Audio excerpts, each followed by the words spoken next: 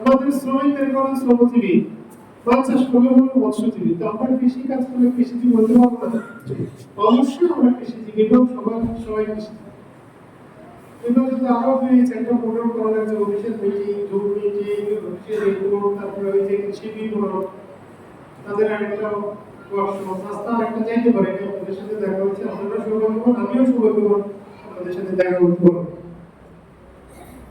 একটা কথা বলবো, হয়তো কিছু সময় নেবো, আপনাদের বেশি সময় নেবো না, কারণ সবাই ব্যস্ত।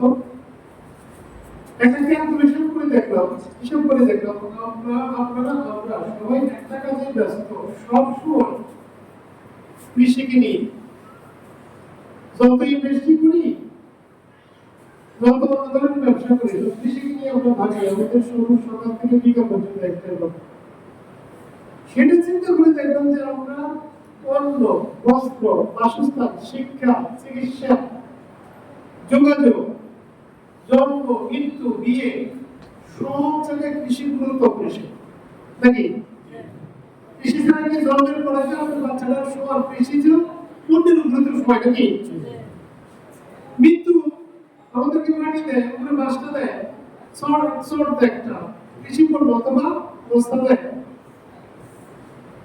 তারপরে বিয়ের সাথে তো খাবারটা কৃষি দেওয়া হয়েছে, লজ্জা নিবারণে ভূতা নিবারণে কৃষি। রবি কথা পড়াশোনা করতে চিন্তা এই সূত্রটা কোথা থেকে আসে? পাটের থেকে অথবা তুলার থেকে। তুলা কৃষি পণ্য। তো লজ্জা নিবারণে ভূতা নিবারণ, বাপ খায় শাকসবজি খায়, মাছ খায়, গরু ছাগল, এর মাংস খায়, সব কৃষি থেকে। এখন কৃষি নিয়ে আমরা ভাবতেছি কিভাবে কৃষিকে উন্নতি করবো। এটা আমরা বলি সাস্টেইনেবল এগ্রিকালচার, আমরা টেকসই কৃষি। কিন্তু আমাদের অনেকগুলি চ্যালেঞ্জ আছে। প্রথম চ্যালেঞ্জটা হচ্ছে আমাদের জমি কমে যাচ্ছে, মানুষ বেড়ে যাচ্ছে, আমাদের খাদ্য উৎপাদন বৃদ্ধি করে মানুষের হাতে তুলে দেওয়া হয়, এটা হচ্ছে আমাদের চ্যালেঞ্জ। স্বাধীনতার পর 50% জমি নেই উৎপাদন, আমাদের কৃষি জমি নেই। কি করছেন আপনারা? বাড়িঘর করছেন, কলকারখানা করছেন, স্কুল কলেজ করছেন, বিশ্ববিদ্যালয় করছেন, রাস্তাঘাট করছেন, স্কুল করছেন, কালভার্ট করছেন, মাদ্রাসা করছেন, মসজিদ করছেন, হাউজিং করছেন। চলে গেছে না? চলে গেছে। এমন ভাগবত একটা আছে আপনাদের। এটা একটা চ্যালেঞ্জ। আমরা এবার অনেকে উৎপাদন বেশি করলে একটা চ্যালেঞ্জ, কম করলে একটা চ্যালেঞ্জ। কারণ আপনারা উৎপাদন করেন বেশি করলে দাম কমে যায়, আবার কম করলে দাম বেড়ে যায়, যারা কি রেখে তাদের লস।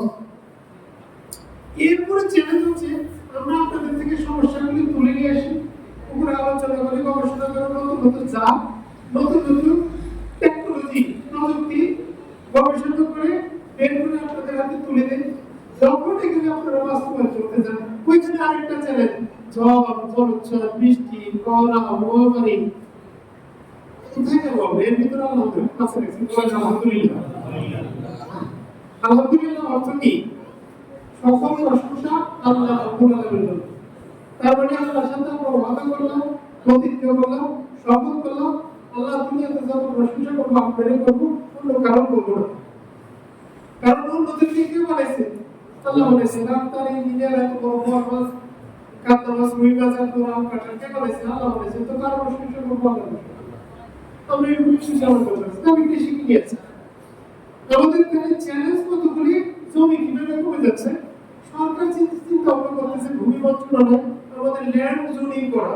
আমাদের সারা বাংলাদেশে উঁচা জমি, নিচা জমি, আবাদ জমি, এক ফসলি, দুই ফসলি, তিন ফসলি, পুকুর, বড় ভূমি, খাল, কি পরিমাণ আছে জলাশয়। আমাদের নিয়ে মিটিং করছে, বলতেছে জমি কমে গেছে। আমি প্রশ্ন করলাম, আপনারা যে ল্যান্ড জোনিং করতেছেন, ম্যাপ করতেছেন, ডিজিটালি করতেছেন নাকি সারা জমিনে যায় করতেছেন? এক বড় প্রশ্ন। দুই নম্বর হচ্ছে আপনাদের ল্যান্ড জোনিং করতেছেন, আপনার ক্রপ জোনিং এর কি চিন্তা করতেছেন যে আমরা ফসল উৎপাদন কমে অঞ্চলে বেশি, এটা আমরা কোথায় বিক্রি করতে পারবো, ওই অঞ্চলে পাঠাবো, এরকম কোনো জমি করতেছে অঞ্চল? তিন নম্বর প্রশ্ন করলাম, আমরা সম্ভবত অনুদান ফসল লাগাইতে পারি না, আমাদের লাগানো আমাদের সেপ্টেম্বর মাসে, আমরা সেপ্টেম্বর যায়, অক্টোবর যায়, নভেম্বর যায় না। ঠিক না বেঠিক আপনারা বলে? তাহলে সমস্যা কোথায়? খাল খনন করে পানি সরাইতে হবে, এটা একটা চ্যালেঞ্জ। যদি খাল খনন করে আমাদের চাঁদপুর জেলার সবগুলি খাল যদি খনন করে আমরা ওনাদের মাধ্যমে তথ্যগুলো নিয়ে গেছি, আমাদের প্রায় 10,000 একর আউটডোর আবাদ করবে, আউটডোর আবাদ করবে সরিষা আবাদ বিশ্ববর্ষে। তাহলে সমস্যাটা কোথায়? যে পানিটা যদি সম্ভবত সরে যায় তাহলে কিন্তু আমরা আবাদটা করতে পারি সম্ভবত আবাদ করলে আমাদের ফলন হবে। আমি ডিসি অফিসের মিটিং আপনাদের এখানে সাবু মাস্টার ঘাট বাড়ির সামনে যে এটা এই যে বিল কালারটা ওটাতে সুইচ গেট করার কথা, আর একটা হচ্ছে কি পুরো একটা মজবুত দুইটার জন্য আমি কয়েকটা মিটিং আলোচনা করছি যেটা আপনি চিন্তা করতে পারবেন।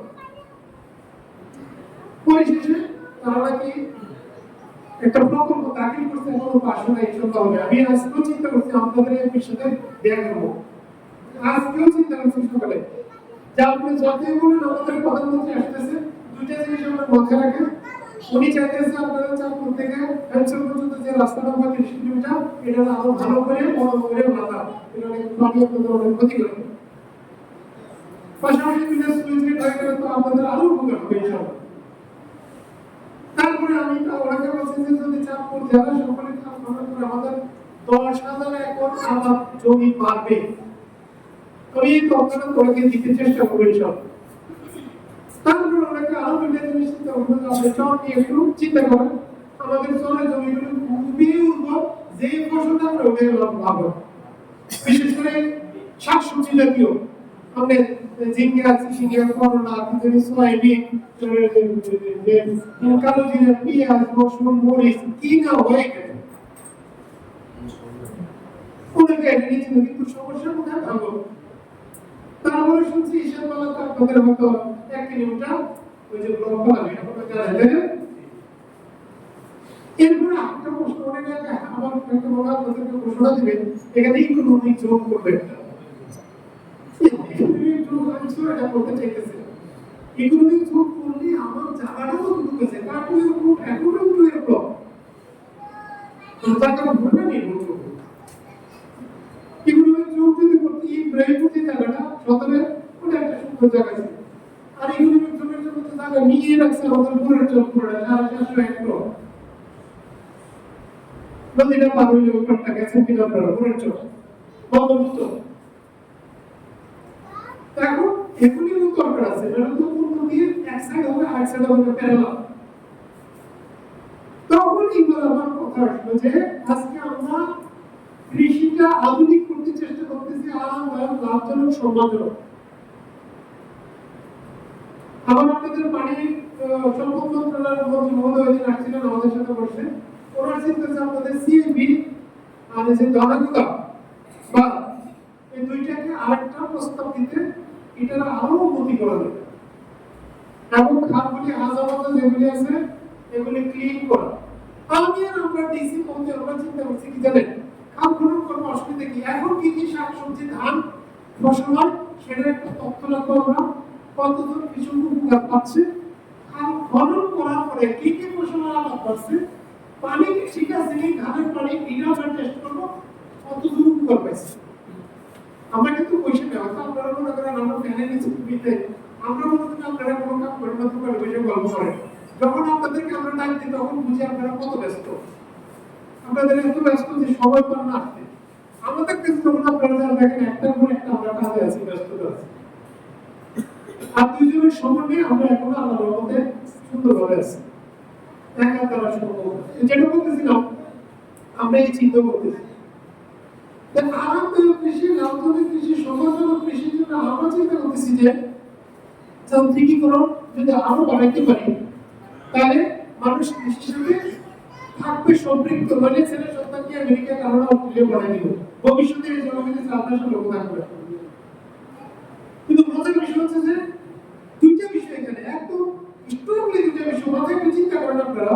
প্রথম বিষয় হচ্ছে এই চাঁদপুর জেলার কয়টা পুকুর, খাল, দিঘির পানি আপনারা ব্যবহার করতে পারবেন? পারবেন? আমি ব্যবহারের উপযোগী আছে খালের পানি, দিঘির পানি, পুকুরের পানি নষ্ট করে ফেলেছে, বিভিন্ন ভাবে নষ্ট হয়ে গেছে অথবা নষ্ট করে ফেলেছে। এগুলি খাওয়া যায় না, গোসল করা যায় না। এখন আমরা নির্ভরশীল হয়ে গেছি বিদ্যুতের উপরে আর মাটির নিচে পানি, সাবমার্সিবল পানির উপরে। আব্দুল হামিদ খান যখন 1961 সালে পানির ডিপ টিউব বসাইলো, তখন এলাকার মানুষ মিছিল করছে, আমরা বৃষ্টির পানিতে চাষাবাদ করবো, মাটির নিচের পানিতে চাষাবাদ করলে ব্যথা হবে, কোনো ব্যবহার হবে, মিছিল করছে। এখন আমরা 100% জমিতে চাষাবাদ করি মাটির নিচের পানিতে। দেখেন ওইটা হয়ে গেল একটা চ্যালেঞ্জ, বিশাল চ্যালেঞ্জ। কিন্তু 3 দিন যদি বিদ্যুৎ না থাকে আমাদের অবস্থাটা কি হবে বলেন তো? ভাই খুব আছে সব রোগী পক্ষ হয়ে গেল হবে বলবে। আমি এটা নিয়ে চিন্তা করছি। কোরআন শরীফে একটা লাইন আছে, সূরা মুলুকের 30 নম্বর আয়াতে বলে দিয়েছে, তোমরা কি কখনো ভেবে দেখেছো আমি যদি মাটির নিচের বিশুদ্ধ প্রবাহমান পানিটা আরো নিচে নামাই দিই, তোমাদের কার সাধ্য আছে বিশুদ্ধ পানির প্রবাহমানটা তুলে নিয়ে আসা? আছে কারোর সাধ্য? এখন থেকে যাদের সাবমার্সিবল কল আছে, পানি লেয়ার নিচে নেমে গেছে, আর আরো নিচে বসা লাগে, কনসেপ্ট দিয়ে চলে গেছে জানেন। এবার আসলে আমি দ্বিতীয় চ্যালেঞ্জটা, আমরা যন্ত্রের উপর নির্ভরশীল হয়ে গেছি। যন্ত্রগুলো যদি রক্ষণাবেক্ষণ ঠিক মতো না করে তাহলে কিন্তু আমাদের আরেকটা চ্যালেঞ্জ। এখন এই যন্ত্র যদি আমরা 100% জমি চাষাবাদ করি যন্ত্র দিয়ে, নাকি কোনো বিকল্প আছে? 100% জমিতে আমরা সেচ দিয়ে সেচ মেশিন ডিস্ট্রিবিউট দিই, 100% জমিতে স্প্রে করে আমরা মেশিন যন্ত্র দিয়ে।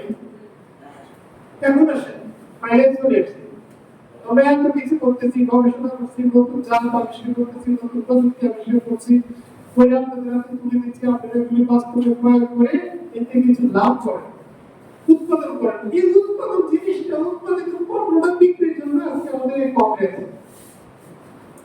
নাকি এটা তো বলছেন। এই কংগ্রেসে আইসা উদ্দেশ্য হচ্ছে আমরা যে উৎপাদিত পণ্যটা উৎপাদন করবো এটা লাভজনক উপায় কোথায় বিক্রি করতে পারবো, কেমনে বিক্রি করতে পারবো, ন্যায্য মূল্য পাবো কি পাবো না।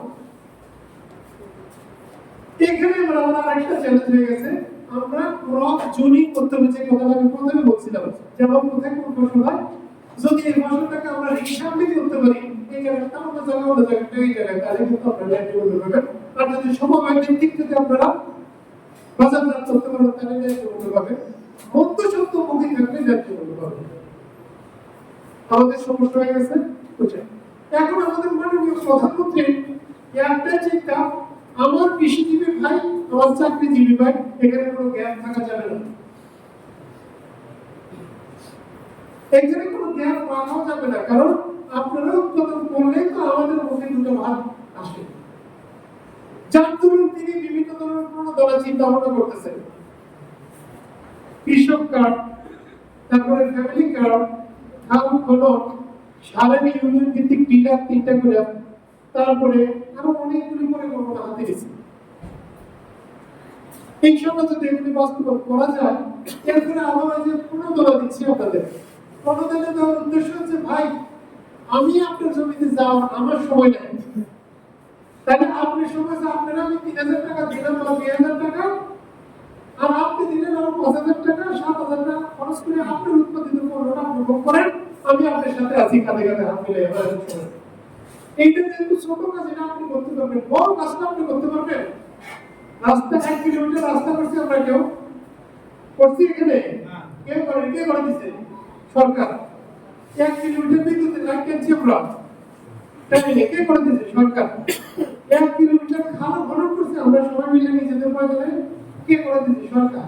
ব্রিজ কাভার করে কে করে দিচ্ছে? সরকার। স্কুল কলেজ বিশ্ববিদ্যালয়ের বেতন কে দিচ্ছে? সরকার। বড় কাজগুলি সরকারে করে দেবে, ছোট যে কৃষি কাজগুলি এগুলি আমরা নিজেরা করবো। এখন সরকার কাঁধে কাঁধে হাত মিলিয়ে কাজ করবে। আর এইগুলি প্রচারে আমাদের কৃষি সম্প্রসারণ অধিদপ্তরের কাজ হচ্ছে আপনাদের নতুন নতুন জাত, নতুন নতুন প্রযুক্তি, নতুন নতুন যন্ত্রগুলি যেগুলি আসবে গবেষণা থেকে, সেগুলি আপনাদের সাথে পরিচয় করে দেওয়া, ব্যবহারও যদি করে দাও, যদি আপনাদের এটা লাভ হয়, লাভজনক হয়, সাস্টেনেবল হয়, তখন আপনারা বলবেন আমি এই ধানটা করছি, এটা ফলন ভালো, ভাই আপনারা করেন, আমি এই করব, তাই না? এভাবে আমরা চালাবো, আমরা সবাই দিই সম্পূর্ণ। এই সবজি প্রযুক্তিটা ফার্টিলাইজার দিয়ে আমরা চাষ করলে আপনার জমিতে এতটুকু যায়, ট্রাক্টর দিয়ে চাষ করলে 6 ইঞ্চি যায়, আপনি ট্রাক্টর দিয়ে চাষ করলে মাটি ভালো হবে, ফসল ভালো হবে। আমরা বলি আপনারা তো মাটিটা নষ্ট করেন না, আমরা সবাই মাটিকে নষ্ট করে দিচ্ছি। এখন এখানে গ্যাপ স্কুলের অনেক আছে পড়াশোনা করার লোক, তাই না? গ্যাপের কতজন আছে? কতজন আছে স্কুলে? স্কুলের ছাত্র আছে আমরা ৭০ জন। অর্থাৎ স্কুলে যেটা আমাদের ট্রেনিং দিচ্ছে কি দিচ্ছে? গ্যাপ গুড এগ্রিকালচার প্র্যাকটিস, তাই না? মনে আছে নি? উত্তম কৃষি চর্চা। উত্তম কৃষি চর্চার ক্ষেত্রে আমি ২-৩ লাইনে বলি। প্রথম লাইন হচ্ছে উত্তম কৃষি চর্চা করি আপনি নিজের খাবারটা নিজে আগে উৎপাদন করেন, খান, নিজে সুস্থ থাকেন, তারপরে না আপনি সুস্থর কথা চিন্তা করবেন। এইখানে আপনার জ্ঞান, অর্থাৎ আপনি নিজে উৎপাদন করছেন না, বাজারটা কিনে খাচ্ছেন, বাজারে মুরগিটা কি ভালো, মাছটা ভালো, শাকসবজি ভালো, ফলমূল ভালো, কোনটা ভালো? গরুর মাংসটা ভালো না ইনজেকশন দিয়া বড় বড় করে ট্যাবলেট খাওয়াই, বড় করে মাছের খাবার, হাঁসের খাবার খাওয়াই, বড় করে মুরগির খাওয়াই, বড় করে। তাহলে এবার নির্ভরশীল হতে হবে কোথায় থেকে? আল্লাহ তাআলা এখানে আপনাকে পাঠাইছে আপনার ঘরের আশেপাশে কি ধরনের শাকসবজি আছে বলেন? পুঁই শাক, কলমি শাক, হেলেঞ্চা শাক, লাল শাক, ডাঁটা শাক, মিষ্টি কুমড়া শাক, লাউ শাক, শাক জাতীয় যা আছে পালং শাক থেকে আপনি কি এগুলি যদি নিজে উৎপাদন করে খান তাহলে আপনি সুস্থ থাকবেন। শরীরের ভিতরে রোগ এ বি সি ডি ঢুকবে না, রোগ vitamin A B C D ঢুকবে। শাকের ক্ষেত্রে, সবজির ক্ষেত্রে লাউ, ঝিঙ্গা, চিচিঙ্গা, করলা, মিষ্টি কুমড়া, আর কি আছে? করলা, পটল, ধুন্দল, তারপর কাঁকড় আছে না? এরপরে গাজর, মূলা, ফুলকপি, বাঁধাকপি, মটর শাক, লাল শাক, তারপরে আর কি আছে? কচু শাক।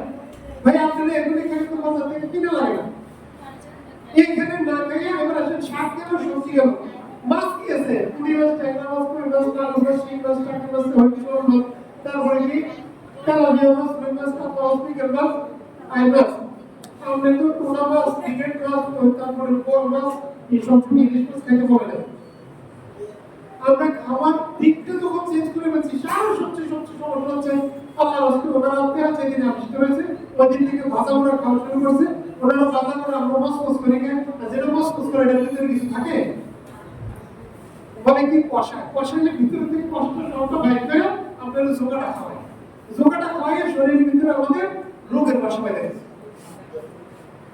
শাকসবজি গেল, মাছ গেল, মাংসের ভিতরে কি আছে? মুরগি, খাসি, গরু, কবুতর, কোয়েল, তারপর ভেড়া, মহিষ, এই তো ছাগল।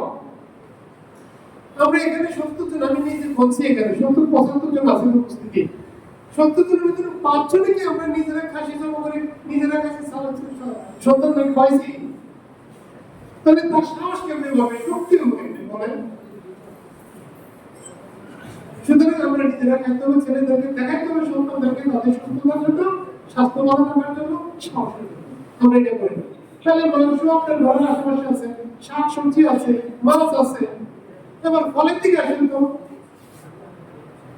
বলেন পেয়ারা, বরই, আমরা, নারকেল, কলা, পেঁপে, জাম, জামরুল, আতাফল, ডালিম, কম্বেল, বেল, লেবুয়া, সবচেয়ে আমি বলি আপনারা কি বলবো ফলটা দিয়ে বলছে আপনি এই লোকাল ফলগুলি আপনার আশেপাশে দিচ্ছে, এই কারণে আল্লাহ দিচ্ছে এগুলি আপনি খেলে আপনার শরীরে কোনোদিন ৮০ বছর বাঁচবেন, কোনো রোগ ঢুকবে না। কারণ এই শাক সবজি, ফল মূল, মাছ এগুলি সিজনাল, কোনটা শীতকালে, কোনটা বর্ষাকালে, কোনটা গ্রীষ্মকালে আল্লাহ ওইভাবে সিস্টেম করে দিয়েছে। আমি আপনাদের এই সাইকেল বললাম আজকে অফিসে ঢুকে আমাদের আশ্চর্য হওয়ার বিষয় হচ্ছে আল্লাহ কেন আমাদেরকে আটা দিয়ে রাখছে ফ্রি, আলো দিয়ে রাখছে ফ্রি, মাটি দিয়ে রাখছে ফ্রি, পানি দিয়ে রাখছে ফ্রি, ফ্রি দিয়ে রাখছে না? পৃথিবীর ৭০ ভাগ হচ্ছে পানি। এটা হওয়া উচিত আল্লাহ তাআলার কাছে আমরা আশ্চর্য, এটা কেন দিয়ে রাখছে, এটা হচ্ছে আশ্চর্য। কিন্তু ফ্রি আপনারা আমি ১০০ টাকা দিলাম, এটা আশ্চর্য হওয়ার কারণ না, কারণ ১০০ টাকা কেন দিছি সেটা হচ্ছে কারণ। আমরা এখানে চিন্তা ইয়েটা করাটা চেঞ্জ করতে হবে। আমি যে কথাগুলি বললাম আমাদের উৎপাদিত পণ্যগুলি কিভাবে আমরা ন্যায্য মূল্য পাবো এই বিষয়ে প্রবলেম। আর গ্যাপের উদ্দেশ্য হচ্ছে আমরা সঠিক শাক সবজি, ফলমূল, মাছ, মাংস তাজা খাবো, ফ্রেশ খাবো, সুস্থ থাকবো, অন্যদেরকে খাওয়াইতে চেষ্টা করবো, এটা হচ্ছে বেস্ট। তখন আমরা সুস্থ থাকবো। আর যদি খারাপ টাকায় শরীরের ভিতরে vitamin A B C D না ঢুকে রোগ এ বি সি ডি ঢুকবে, এতে আসবে বিতে ব্লাড প্রেশার, সিতে ক্যান্সার, ডিতে ডায়াবেটিস। বলেন তো এই রোগগুলি কার বাড়িতে? এগুলো কি আমরা দাওয়াত দিয়ে নিয়ে এসেছি না নিজে নিজে এসে একটা? তো সুতরাং এগুলো না পানিটা আমরা নষ্ট করে আমরা আরো অনেক রোগকে দাওয়াত করে নিয়ে আসছি। আল্লাহ রাস্তায় আমাদেরকে আল্লাহ হেদায়েত করে বলবেন। আলোচনা সবাই সিদ্ধান্ত নিতে, তাই না? আমাদের কাজ কি? আল্লাহ তাআলা কত সহজ করে দিয়েছে, একদম বীজ মাটির নিচে দেন, দিয়ে এরপরে একটু পানি টানি দিলে গাছ বড় হয়ে ফল। আম কাঁঠাল থেকে গাছ কাটলেও পাওয়া যাবে না, কিন্তু সিজন আসলে ফল পাই। তারপরে আমাদের কাজ হচ্ছে রোগে সাবাইয়া এই পর্যন্ত নিয়ে গেলে ভিতরে কি হয় আমাদের কারণ মানে স্বাস্থ্য নাই জানার আছে নাকি? আমাদের কাছে একটু বীজটা মাটিতে দিলাম, গাছের চারাটা লাগাইলাম, খাইলাম, আর সব কাজ কে করে? আমরা এটা তো জানার দরকার আছে। সুতরাং শেষ কথা হচ্ছে আলোচনা সকলে হেদায়েত কে করবে? সুতরাং আমাদেরকে হেদায়েত নসিব করুন, অর্থাৎ হেদায়েত অন্তত বুঝতাম করুন যে আমাদের কোনটা ভালো কোনটা খারাপ। এই আশাবাদ ব্যক্ত করে আমি আমার আজকের এই কংগ্রেসের আলোচনা এবং সমাপ্তি ঘোষণা করলাম। ধন্যবাদ। আসসালামু আলাইকুম।